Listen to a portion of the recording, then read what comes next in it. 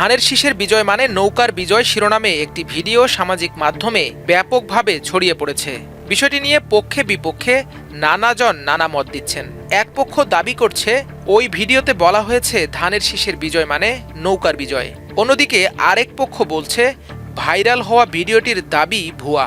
এই পক্ষের দাবি ওই ভিডিওতে বলা হয়েছে ধানের শীষের বিজয় মানে জনতার বিজয়। ফেসবুকে ঝড় তোলা এই ঘটনাটি বগুড়ার সোনাতলার।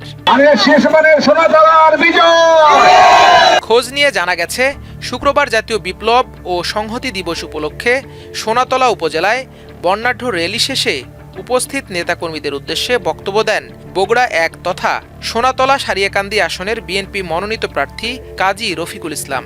সেই বক্তব্যটি তার ভেরিফাইড ফেসবুক পেজে লাইভ হয়।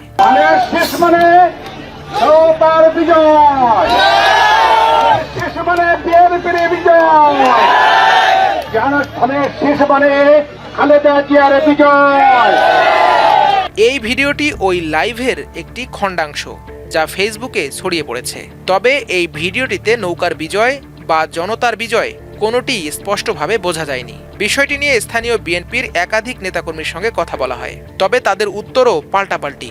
একটি পক্ষ ওই ভাইরাল ভিডিওর পক্ষে মত দিয়েছে। তাদের দাবি রফিকুল ইসলাম নৌকার বিজয়ের কথা বলেছেন। 7 নভেম্বর সোনাতলা আলহাজ কাজী রফিকুল ইসলাম যিনি নমিনেশন পেয়েছেন, তেনার মিটিংয়ে বিএনপির এক কর্মী হিসেবে আমি ছিলাম। ওনার মিটিংয়ে উনি লাস্টে একটা বক্তব্য দিয়েছেন ধানের শীষ মানেই নৌকার বিজয়। এটা আমি মেনে নিতে পারিনি। আমরা ওখানে উপস্থিত ছিলাম। উনি বক্তব্য শেষে লাস্টে একটা কথা বলেছে যে ধানের শীষ মানে নৌকার বিজয়। কারণ এই কথাটা বলার ওনার স্বাভাবিক, বিগত 17 বছর আওয়ামী লীগের সাথে ব্যবসা করছে, চলাফেরা করছে। অন্যদিকে অপর পক্ষটির দাবি সেদিনের বক্তব্যে বিএনপি প্রার্থী রফিকুল ইসলাম বলেছেন ধানের শীষের বিজয় মানে জনতার বিজয়। বিষয়টি নিয়ে কাজী রফিকুল ইসলামের ছোট ভাই কাজী আফরান বলেন এটা তার ভাইয়ের বিরুদ্ধে চক্রান্ত, কেউ এডিট করে ছড়িয়ে দিয়েছে। ভিডিওটি এডিট করে ছেড়েছে এমন দাবি বগুড়া বিএনপির মিডিয়া সেলের সদস্য রাশেদেরও।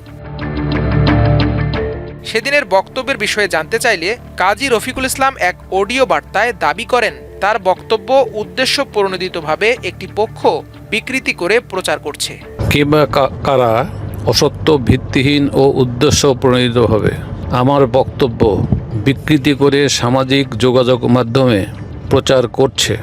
আমার বক্তব্য ছিল ধানের শীষ মানে জনতার বিজয়। এটাকে মূলত বিকৃতি করেছেন। আমি আর তীব্র নিন্দা ও প্রতিবাদ জানাচ্ছি। অনুরোধ করছি আমার ভেরিফাইড আইডিতে প্রকাশিত মূল ভিডিও অনুযায়ী তথ্য যাচাই করে সঠিকভাবে প্রচার করার জন্য। তবে বিষয়টি নিয়ে আরেকটি ভিডিও আমার দেশের হাতে এসেছে, যেটিতে সেদিনের বক্তব্য স্পষ্টভাবে বোঝা যায়, যেখানে কাজী রফিকুল ইসলাম